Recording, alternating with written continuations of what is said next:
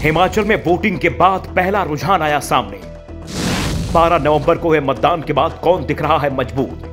BJP और कांग्रेस दोनों के दावे हम बना रहे हैं सरकार। वोटर का क्या है मैसेज, अब तक नहीं हो पा रहा साफ। हिमाचल प्रदेश में वोटिंग हो चुकी है, नतीजों का इंतजार चल रहा है। नतीजे 8 दिसंबर को आएंगे। इसी दिन सुबह 8 बजे से काउंटिंग का काम शुरू होगा। दोपहर तक हिमाचल की तस्वीर साफ हो जाएगी। वोटिंग के बाद जो रुझान सामने आ रहे हैं उससे बीजेपी और कांग्रेस दोनों में उत्साह दिख रहा है।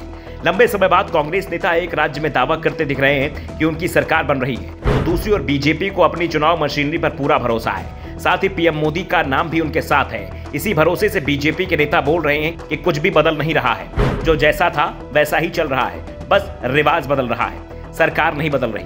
5 साल सरकार में थे और अगले 5 साल भी सरकार में ही रहेंगे। 8 दिसंबर तक कांग्रेस को खुश होने का मौका मिला है। खुश होने दें, क्योंकि फिर 5 साल उनके किस्मत में मायूसी ही लिखी हुई है।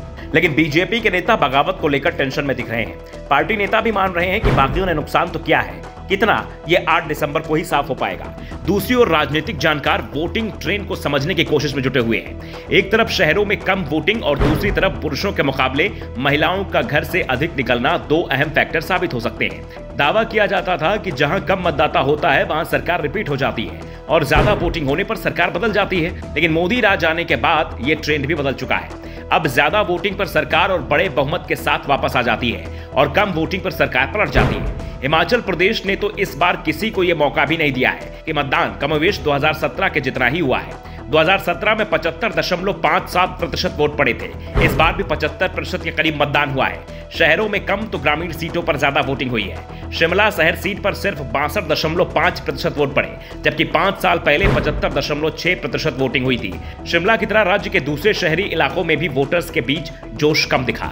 धर्मशाला में 70.9%, सोलन में 66.8%, कसुम्पटी में 68.3% वोटिंग दर्ज की गई। शहरी सीटों पर कुल 67.6% मतदान हुआ, जबकि ग्रामीण क्षेत्रों की बात की जाए तो वोटिंग प्रतिशत 80 के करीब पहुंच गया है। शहर में कम वोटिंग को लेकर कांग्रेस और बीजेपी दोनों के अपने अपने दावे हैं। बीजेपी का दावा है कि शहर में ज्यादातर मतदाता सरकारी नौकरी करने वाले हैं। उन्होंने वोट कम डाला है, यानी कांग्रेस की पुरानी पेंशन का दांव कम नहीं कर पाया है। तो दूसरी ओर कांग्रेस का दावा है कि शहर का मतदाता आमतौर पर बीजेपी के साथ रहा है।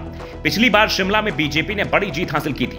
इस बार बीजेपी का समर्थक ही अपनी पार्टी से नाराज है। वो वोट डालने नहीं निकला है, इसलिए वोट कम पड़े हुए हैं। लेकिन इसका फायदा कांग्रेस को ही मिलना है।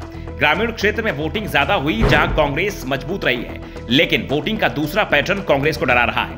पुरुषों की तुलना में महिलाओं ने ज्यादा मतदान किया है। 72.4% पुरुषों के मुकाबले 76.8% महिलाओं ने वोट डाला है, यानी करीब 4.5% महिलाओं ने ज्यादा मतदान किया है, जो कांग्रेस को डराता दिख रहा है। महिला वोटरों पर वेलफेयर स्कीम का असर दिख सकता है। केंद्र की तमाम योजनाओं का सीधा फायदा महिलाओं को मिला है। ऐसे में महिला वोटर कांग्रेस की चिंता बढ़ा रहे हैं। वैसे कांग्रेस की ओर से दावा किया जा रहा है कि महंगाई की सबसे बड़ी मार किचन पर ही पड़ी है। चुनाव में महंगाई बड़ा मुद्दा था। वैसे कांग्रेस इस मुद्दे को चुनाव में ढंग से भुना नहीं पाई थी। ऐसे में यह सवाल अभी भी बना हुआ है कि हिमाचल की जनता ने किसको चुना है।